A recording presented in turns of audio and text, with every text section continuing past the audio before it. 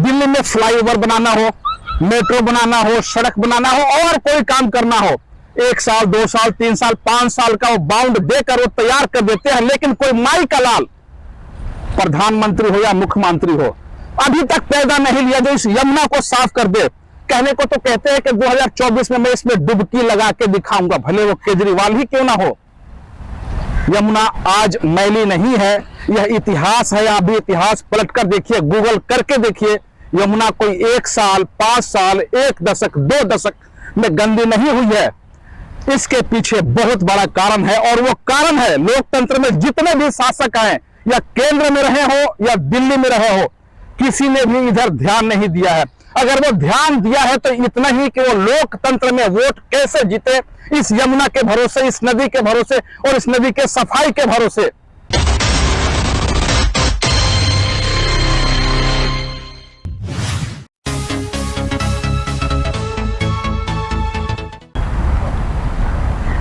नमस्कार, मैं जय निवास आपके स्क्रीन पर आकर आपका स्वागत करता हूं और मैं अभी मौजूद हूं यमुना तटवर्तीय क्षेत्र। अब यमुना का मतलब ये नहीं कि यमुनोत्री से इलाहाबाद, यमुना तटवर्तीय क्षेत्र दिल्ली परिक्षेत्र में वजीराबाद पुल, जैसा कि आपके स्क्रीन पर वो दिख रहा है, और वजीराबाद पुल और पीछे सिग्नेचर ब्रिज है जैसा आप स्क्रीन पर देख रहे हैं, उस बीच में खड़ा हूं।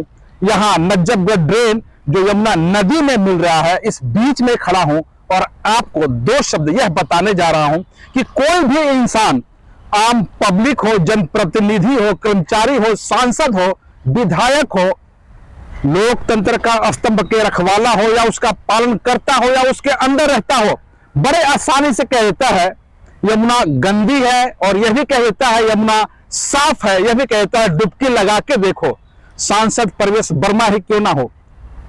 ऐसा नहीं है कि प्रवेश वर्मा डुबकी नहीं लगा सकते या यमुना में नहाए नहीं हो, लेकिन यमुना के तट पर 24 घंटा रहने को कहा जाए तो उनकी नानी याद आ जाएगी। उनके पिताजी भी कभी शासक थे दिल्ली में, उन्होंने यमुना को क्यों नहीं साफ किया, जिसके बदौलत उनका बेटा सीना तान के कर्मचारियों पर अड़ंगा लगाता है, धमकी देता है कि यमुना गंगा में नहा के दिखाओ, यमुना को स्वच्छ करो, वरना यहाँ छठवर्ती पूजा कैसे करेंगे।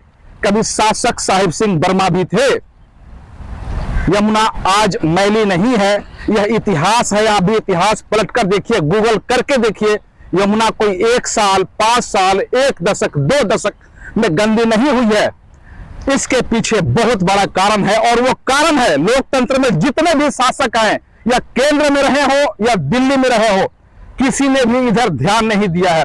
अगर वो ध्यान दिया है तो इतना ही कि वो लोकतंत्र में वोट कैसे जीते, इस यमुना के भरोसे, इस नदी के भरोसे और इस नदी के सफाई के भरोसे। बजट तो करोड़ों हर साल खर्च हुए हैं, और आप गूगल करके देखिए, योजना पर गूगल कीजिए, दर्जनों योजना यमुना को लेकर चल रही है।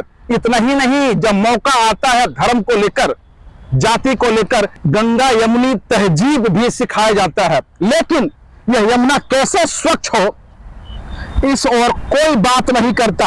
यमुनोत्री से निकलकर संगम तक मिलने में, इलाहाबाद तक मिलने में यमुना की लंबाई 1070 किलोमीटर की लंबाई है, और दिल्ली परिक्षेत्र जहां कुंडली से इसमें प्रवेश करता है दिल्ली में, और ओखला के पास बदरपुर बॉर्डर से यमुना यूपी में चला जाता है, इस बीच में यमुना की लंबाई 42 किलोमीटर है।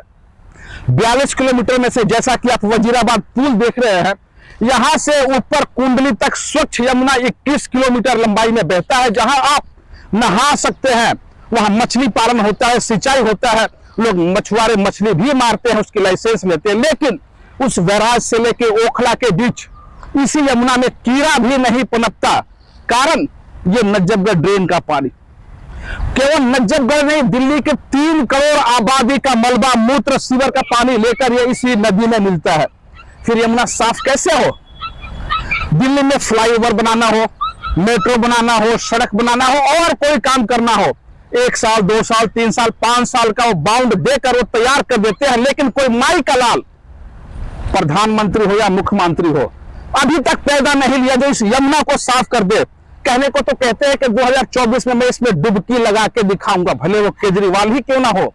लेकिन इसे सफाई करके तो दिखाए, इसे साफ करके दिखाए, और नहीं दिखाए तो उनके पास कोई अधिकार नहीं है दिल्ली के सत्ता में रहने के लिए, शासन में बने रहने के लिए।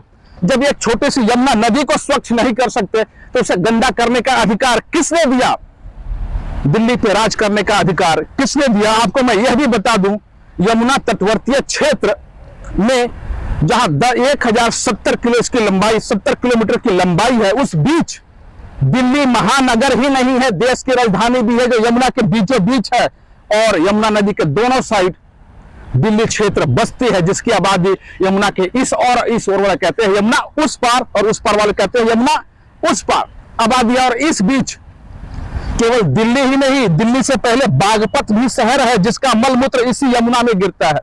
बागपत से आगे चले आइए, दिल्ली से आगे आइए तो नोएडा, मथुरा, आगरा, फिरोजाबाद, इटावा, कालपी, हमीरपुर और जाके इलाहाबाद, जिसे हम संगम कहते हैं, वहां इस यमुना का पानी उस नदी में विलीन हो जाता है, जहां की यमुना नदी के साथ साथ सरस्वती और गंगा नदी तीनों मिल जाती है। लेकिन इसकी स्वच्छता पे आज भी प्रश्न चिन्ह है। ऐसे में बिहार से निकलकर छठ पर्व, जहां डूबते सूर्य को अर्घ देते हैं, ऐसे पर्व आज विश्व के हर कोने में, जहां पूर्वांचल के लोग, बिहार के लोग इस पर्व को मानने वाले लोग रहते हैं, बड़ी श्रद्धा और आस्था के साथ मनाते हैं। लेकिन यह बहुत कम जगह है, नदी तटवर्ती क्षेत्रों में भी वो मनाते हैं, लेकिन ऐसे गंदे में। लेकिन आस्था है, आस्था के आगे सब कुछ जायज है, फिर वो गंदा सीवर का पानी क्यों ना हो, वहां भी घुटने में खड़े होकर वो अर्घ देते हैं। ऐसे में प्रशासन को देखना चाहिए, प्रशासन कब तक सोया रहेगा? एक दिन वो आएगा जब राजनीति यहीं से शुरू होगी और इसकी सफाई को लेकर ही राजनीति चलेगी।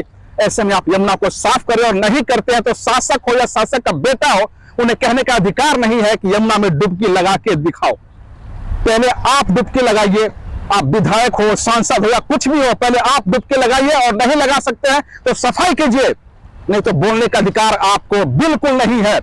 पर्यावरण के नाम पे लाखों करोड़ों डकर जाने वाले, सफाई के नाम पे दर्जनों प्रोजेक्ट चलाने वाले इन नेताओं को, लोगों को सबक सिखाना चाहिए, भले चुनाव हो या आम दिनों हो।